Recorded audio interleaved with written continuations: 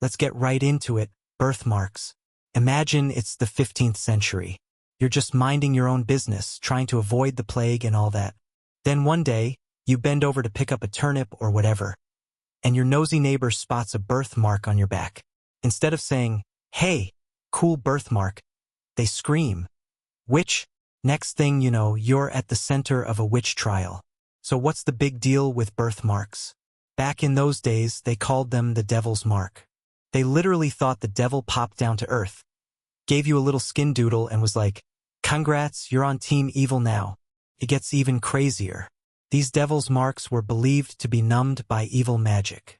Witch hunters would jab them with needles to test for pain. No ouchies? Congratulations.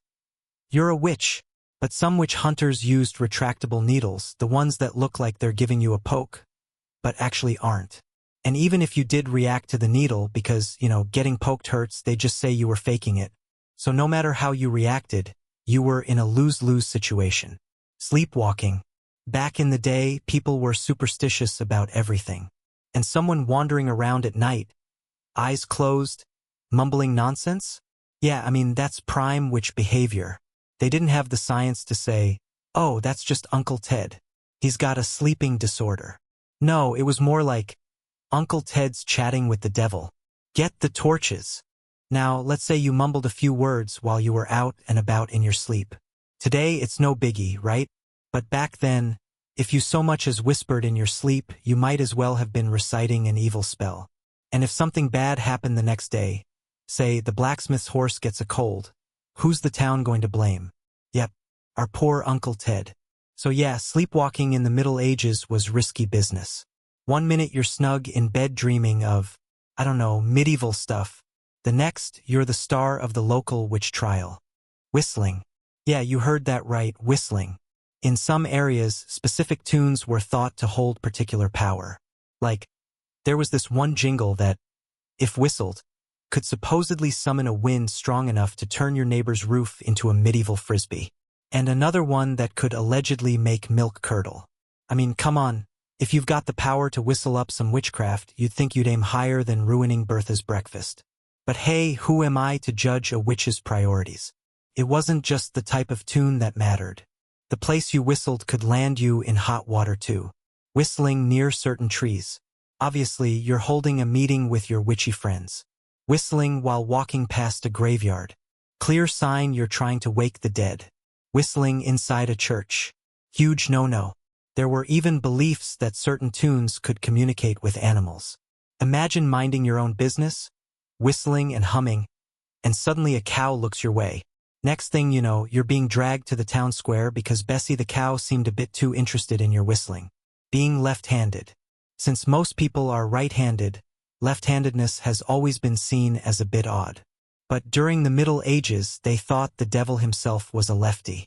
So naturally, if you were left-handed, people thought you were a witch. It gets weirder. If you were left-handed, your word meant nothing in court. Literally. You could be telling the truth, the whole truth, and nothing but the truth, and they'd be like, "Nah, that's the devil talking." So if you're a lefty watching this, just be glad you're living in the 21st century. The worst you've got to deal with is a smudged hand after writing. Yawning. So when you yawn, you open your mouth wide, right?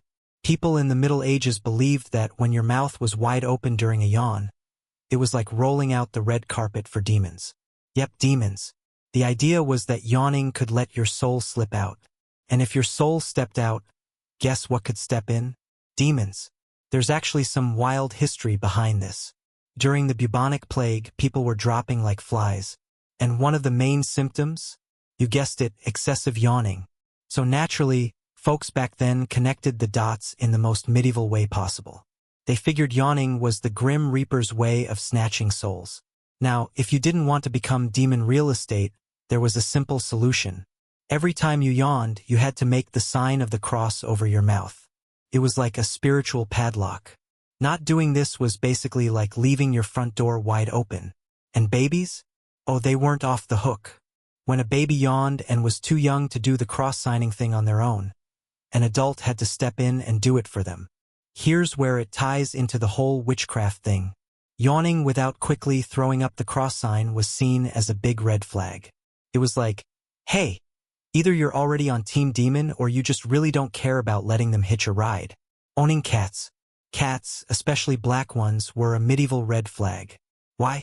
Well, they're nocturnal, a bit mysterious, and let's be real, they sometimes look at you like they're planning to unalive you. So when your neighbor Martha sees you with your cats, she's not thinking, what a lovely bunch of kitties. No, Martha's running to the local priest talking about how you're raising an army of devil's pets.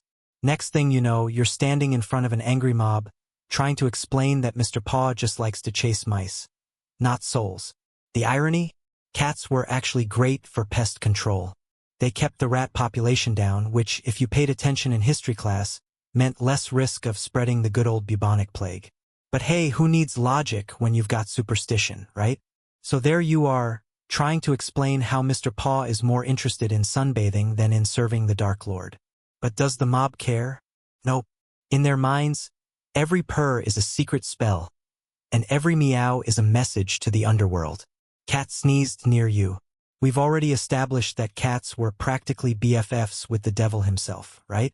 That's like medieval superstition 101. If a cat sneezed near you, people believed the cat was having a chit-chat with you.